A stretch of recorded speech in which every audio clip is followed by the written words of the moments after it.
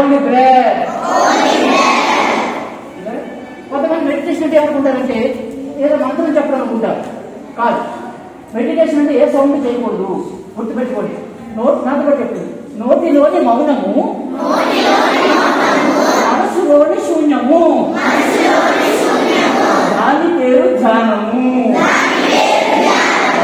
నోటిలోని మౌనము, మనసులోని శూన్యము, దాని పేరు ధ్యానము. అంటే ఇది ఫార్ములా. ఏంటి ఫార్ములా? అంటే ధ్యానానికి ఫార్ములా. నోట్లో ఏ సౌండ్ రాకూడదు, మనసులో ఏ ఆలోచన ఉండకూడదు. నోట్లో సౌండ్ రాకుండా చేయడం ఇది, కానీ మనసులో ఆలోచన చేయడం కొంచెం కష్టము. అందుకోసమే శ్వాసను గమనించాలి. శ్వాసని గమనించాలి. అదొకటి చెప్పండి. ధ్యానం అంటే జ్ఞానం. ధ్యానం అంటే శ్వాస మీద ధ్యాస.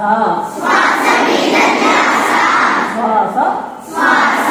మీద ధ్యాస. మన ధ్యాస ఫ్రెండ్స్ మీద ఉండకూడదు. మన ధ్యాస సబ్జెక్ట్ మీద, మ్యాథ్స్ మీద, కెమిస్ట్రీ మీద, అంటే ఫిజిక్స్ మీద ఉండకూడదు. మన ధ్యాస శ్వాస మీద ఉండాలి ధ్యానంలో ఉన్నప్పుడు. ఓకే, బయట ఉన్నప్పుడు వేరేగా ఉంది.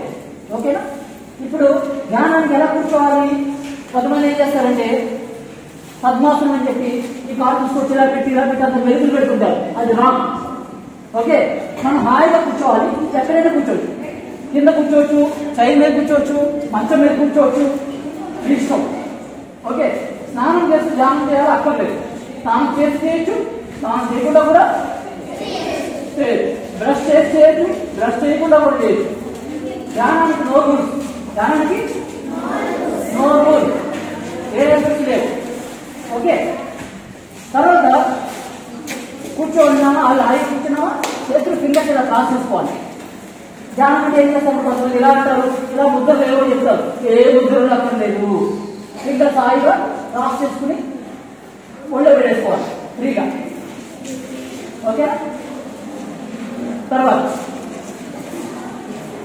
నెక్స్ట్ ఏంటంటే కళ్ళు తెరిచి ఒక డాట్ పెట్టుకుని ఆ డాట్ చూడాలి. అది ధ్యానం అంటారు. No, it's not meditation. కళ్ళు తెరిస్తే అది మెడిటేషన్ కాదు. కళ్ళు మూసేసుకోవాలి. ఓకేనా? కళ్ళజోడు వాళ్ళు తీసి పక్కన పెట్టారు. ఎందుకంటే కళ్ళజోడు అవసరం లేదు, అందుకే తీసి పక్కన పెట్టారు. ఓకే, కళ్ళు మూసుకుంటే కళ్ళు రాకుండా లేదు, తీసి పక్కన పెట్టారు. ఓకే, నెక్స్ట్ కళ్ళు మూసుకున్నాము. కళ్ళు మూసే నేను చెప్పే వరకు తెలియదు. నా మాటలు వింటూ మీరు స్వార్థం చూసుకుని కూర్చోవడం అలవాటు లేదు. మొదట్లో కష్టంగా ఉంటుంది, కానీ చేయగా వస్తుంది. మొదట్లో కష్టంగా ఉంటుంది, తినగేమో తీయగా ఉండు, అనగనగా రాదు, అతిశయించుండు. ఏమీ రాదు, అన్ని నేర్చుకుంటాం. మనకు నడవడం రాదు, నడవడం నేర్చుకుంటాం. నడక ఎలా వచ్చింది? ప్రాక్టీస్ చేస్తే నడక వచ్చింది.